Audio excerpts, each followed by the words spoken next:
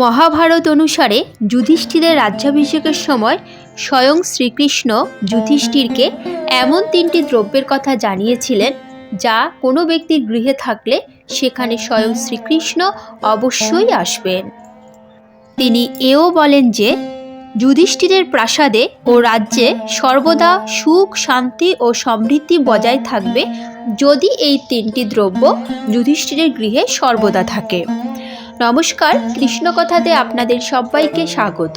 চলুন তাহলে জেনে নেওয়া যাক কোন তিনটি দ্রব্য যেগুলো গৃহে থাকলে ভগবান শ্রীকৃষ্ণ স্বয়ং সেই গৃহে প্রবেশ করেন এবং সুখ, সমৃদ্ধি, শান্তি সেই গৃহে সর্বদা বজায় থাকে। 1 নম্বর হলো চন্দন। বাড়ি থেকে অশুভ শক্তি দূর করার জন্য বাড়িতে একটি চন্দন গাছ পোঁতার কথা বলেছেন স্বয়ং শ্রীকৃষ্ণ। যে বাড়িতে চন্দন গাছ থাকে সেই বাড়িতে কোনো খারাপ প্রভাব আসতে পারে না, সেই বাড়ির কোনো সদস্যের অসুখ বিসুখও হবে না বলে জানিয়েছেন তিনি। তবে এখনকার দিনে বাড়িতে চন্দন গাছ পোঁতা সম্ভব নয়, সেই কারণে বাড়িতে খাঁটি চন্দন কাঠ অবশ্যই রাখুন। এর ফলে আপনার ঘরে নেতিবাচক শক্তি প্রবেশ করতে পারবে না। শ্রীকৃষ্ণ বলেছেন যে চন্দন কাঠ শুভ শক্তিকে আহ্বান করে এবং আমাদের অশুভ শক্তির হাত থেকে রক্ষা করে। 2 নম্বর, দেশি ঘি। যে বাড়িতে খাঁটি গাওয়া ঘি থাকে সেখানে শুদ্ধতা ও সমৃদ্ধি বজায় থাকে বলে জানিয়েছেন শ্রীকৃষ্ণ। যে সংসারে রোজ একটি করে ঘিয়ের প্রদীপ জ্বালানো হয় সেখানে কখনো অশুভ শক্তির প্রবেশ ঘটতে পারে না। সেই সংসারে স্বয়ং ঈশ্বর বাস করেন বলে প্রচলিত বিশ্বাস। পরিবারের সদস্যদের মনের সব ইচ্ছে পূরণ হয়। বাড়িতে দেশি ঘিয়ের প্রদীপ জ্বালালে সব পাপ মুছে যায়, পরিবেশের সব অশুদ্ধতা দূর হয়ে যায় এবং সংসারে সুখ, শান্তি, সমৃদ্ধি ও সুস্বাস্থ্য বিরাজ করে। তবে প্রদীপ জ্বালানোর সময় কিছু জিনিস খেয়াল রাখতে হবে, না হলে হতে পারে ঘোর বিপদ। সনাতন ধর্ম অনুসারে পুজো অর্চনার একটি গুরুত্বপূর্ণ অঙ্গ হলো প্রদীপ। পুজোর কাজে প্রদীপ জ্বালাতেই হয়। এছাড়া সন্ধেবেলা তুলসীতলা এবং বাড়ির মূল ফটকের সামনে প্রদীপ জ্বালানোর নির্দেশ দেওয়া রয়েছে শাস্ত্রে। কালী পুজো তার আগে রাতে প্রদীপ জ্বালিয়ে বাড়ি সাজানোর প্রথা প্রাচীনকাল থেকেই চলে আসছে। তবে যে কোনো স্থানে যে কোনো সময় প্রদীপ জ্বালালেই হলো না। স্বয়ং শ্রীকৃষ্ণ বলেছেন প্রদীপ জ্বালানোর আগে কয়েকটি বিষয় মাথায় রাখতে হবে, না হলে জীবনে বিপর্যয় নেমে আসতে পারে। প্রদীপ ঠিকভাবে না জ্বালানো হলে পুজো বা প্রার্থনার কোনো শুভ ফল পাওয়া যায় না। শাস্ত্র অনুসারে সন্ধেবেলায় তুলসী তলায় প্রদীপ জ্বালানো অত্যন্ত জরুরি। সন্ধেবেলা তুলসী তলায় প্রদীপ জ্বালালে গৃহে অশুভ শক্তি প্রবেশ করতে পারে না। এছাড়া যিনি তুলসী তলায় প্রতিদিন প্রদীপ জ্বালান তার জীবনের সমস্ত সমস্যা দূর হয়। তুলসী দেবীর কৃপায় সুখ ও সমৃদ্ধিতে তার জীবন ভরে ওঠে। অশ্বত্থ গাছের নিচেও প্রদীপ জ্বালানো অত্যন্ত শুভ বলে মনে করা হয়। প্রতি অমাবস্যায় অশ্বত্থ গাছের নিচে একটি ঘিয়ের প্রদীপ জ্বালিয়ে আসুন। এর ফলে আপনার প্রয়াত পূর্বপুরুষের আশীর্বাদ আপনার উপরে থাকবে। এছাড়া টানা 41 দিন ধরে অশ্বত্থ গাছের নিচে সর্ষের তেলের প্রদীপ জ্বালালে জীবনের সমস্ত ইচ্ছে পূরণ হবে। শাস্ত্র অনুযায়ী প্রতি বৃহস্পতিবার কলা গাছের নিচে প্রদীপ জ্বালানো অত্যন্ত শুভ। তবে এই প্রদীপ শুধুমাত্র ঘিয়ের হতে হবে। মনে রাখতে হবে যে প্রদীপের পোলতে যেন পূর্ব বা উত্তরমুখী হয়।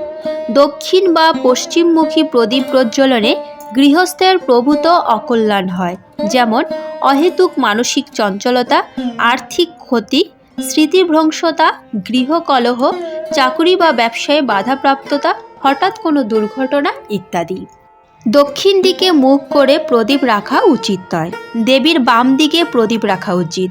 প্রদীপ দিয়ে ধূপকাঠি জ্বালালেও তার দারিদ্র্যের কারণ হয়ে দাঁড়ায়। 3 নম্বর হলো মধু। শ্রীকৃষ্ণের পরামর্শ অনুসারে বাড়িতে মধু রাখা অত্যন্ত শুভ। মধুর গোটা পরিবেশকে শুদ্ধ করার ক্ষমতা আছে, সেই কারণে পুজোয় মধু ব্যবহার করার রীতি রয়েছে। রোজ 1 চামচ করে মধু খেলে সব অসুখ বিসুখও চলে যায়। এছাড়াও তিনি বলেছেন জল। শ্রীকৃষ্ণ বলেছেন যে পরিবারে শুদ্ধ জল আছে এবং যেখানে জল সঞ্চয় করার পাত্র সঠিক স্থানে রয়েছে সেই সংসারে সবসময় সুখ ও সমৃদ্ধি বজায় থাকে। জল রাখা উচিত বাড়ির উত্তর পূর্ব দিকে। শাস্ত্র অনুসারে উত্তর পূর্ব দিককে ঈশ্বরের দিক বলে মনে করা হয়। এবং 5 নম্বর হলো মা সরস্বতী।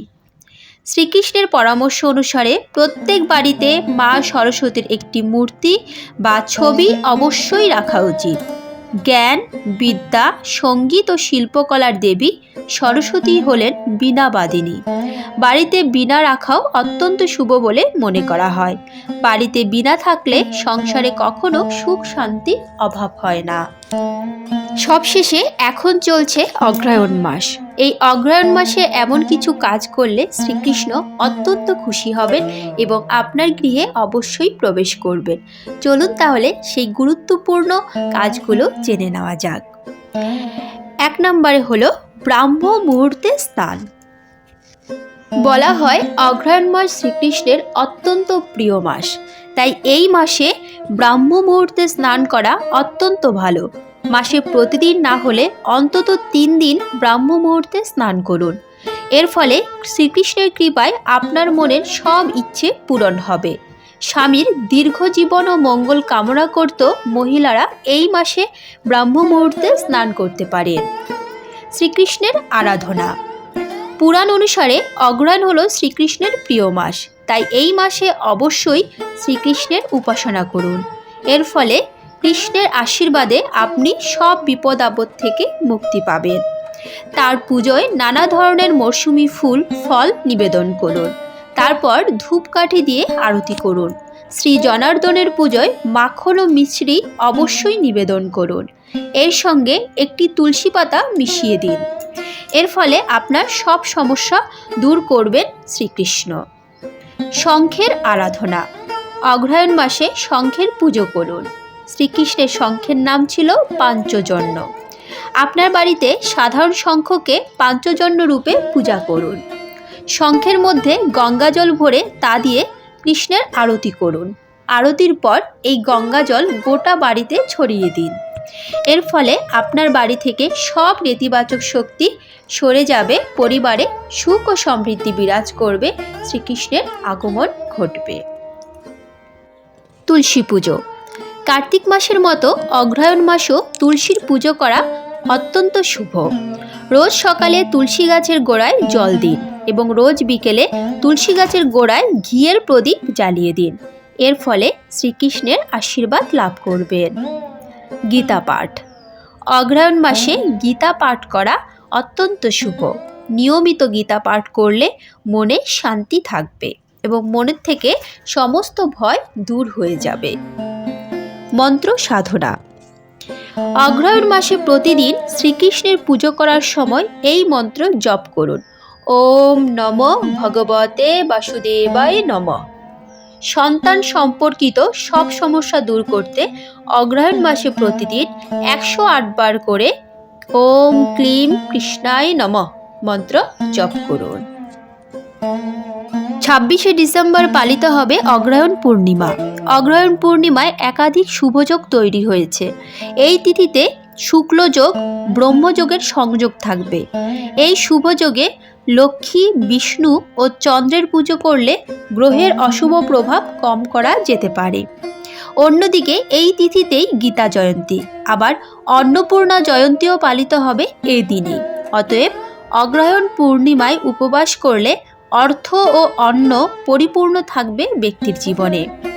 অগ্রহায়ণ পূর্ণিমায় শুক্ল থাকবে 26শে ডিসেম্বর সকাল 4:23 থেকে 27শে ডিসেম্বর ভোর রাত 3:22 পর্যন্ত।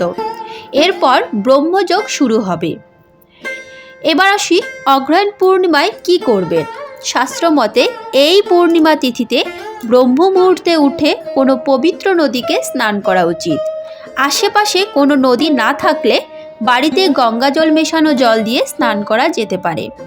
পাশাপাশি এই তিথিতে লক্ষ্মীনারায়ণ পুজো করা অত্যন্ত শুভ।